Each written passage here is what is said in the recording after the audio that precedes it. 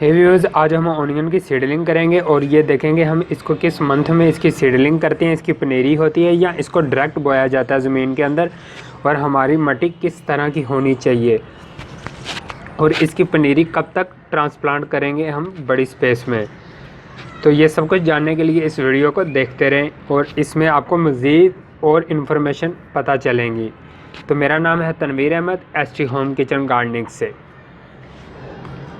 तो व्यूअर्स, जैसे ये आप ऑनियन का एक पैकेट देख रहे हैं जो अभी मेरे पास अवेलेबल है, और इसकी सीडलिंग हम करेंगे। तो तकरीबन इसके बीज ब्लैक कलर के होते हैं। अभी हम इसको ओपन करके देखते हैं कि इसके बीज किस तरह के होंगे।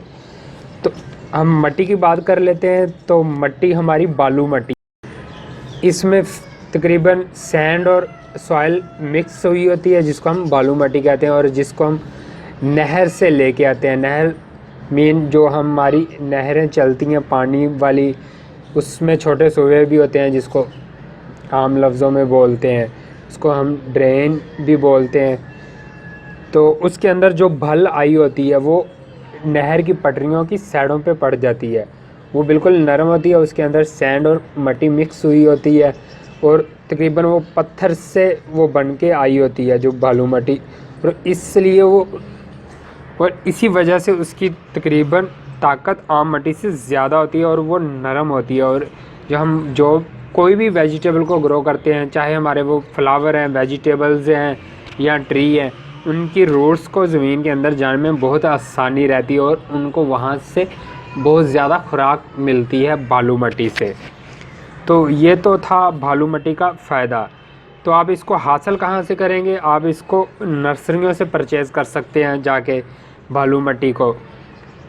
अगर आपके पास कहीं नहर नज़दीक तरीन है तो आप नहर से भी उठा सकते हैं। तो इसके लिए मैंने एक प्लास्टिक की टोकरी इस्तेमाल की हुई है, और ऊपर ये एक इसके अंदर कागज़ डाला हुआ है जिसको हम शावर बोलते हैं, प्लास्टिक बोलते हैं। तो ये प्लास्टिक मैंने ढाँप दिया था और नीचे इस प्लास्टिक के सुराख किए हुए हैं ताकि हमारे पानी का ड्रेन अच्छा हो सके। तो इसके अंदर मैंने मिट्टी डाल दी थी। चलते हम प्याज की तरफ, इसके बीज निकालते हैं कि ये बीज किस तरह के।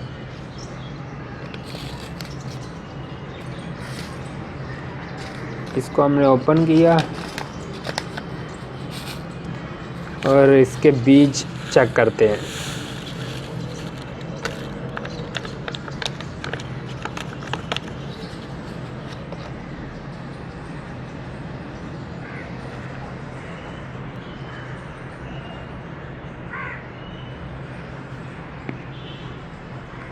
तो व्यूअर्स, ये इसके बीज हैं, तकरीबन कलवंजी की तरह होते हैं।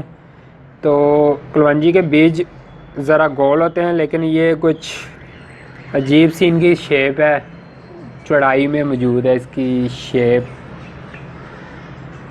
तो ये हमारे ऑनियन के सीड्स हैं। तो इन सीड्स को हम ग्रो करेंगे, और हाँ, इसकी हम पनीरी पहले ग्रो करते हैं। ऑनियन के सीड्स की हम पहले पनीरी को ग्रो करते हैं,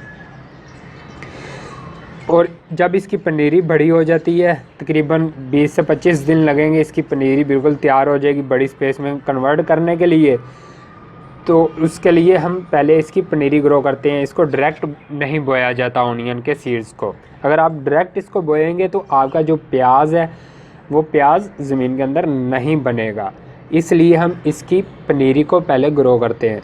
तो पनीरी के लिए ये प्लास्टिक की टोकरी थी, और इसके अंदर प्लास्टिक पेपर रखा हुआ है, और अंदर बालू मिट्टी को ऐड किया हुआ है, और बालू मिट्टी के ऊपर हम ये बीज को स्प्रिंकल करेंगे, और बालू मिट्टी के अंदर हम इस बीज को ऊपर से बखेर देंगे ताकि हमारी पनीरी के लिए ये बीज बिल्कुल तैयार हो जाएं।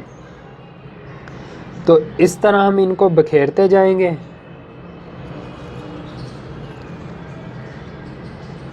और इन बीज की कोई डायरेक्शन नहीं होती, आप जैसे मर्ज़ी ये गिरे मिट्टी के अंदर तो ये इनकी बर्डिंग स्टार्ट हो जाती है।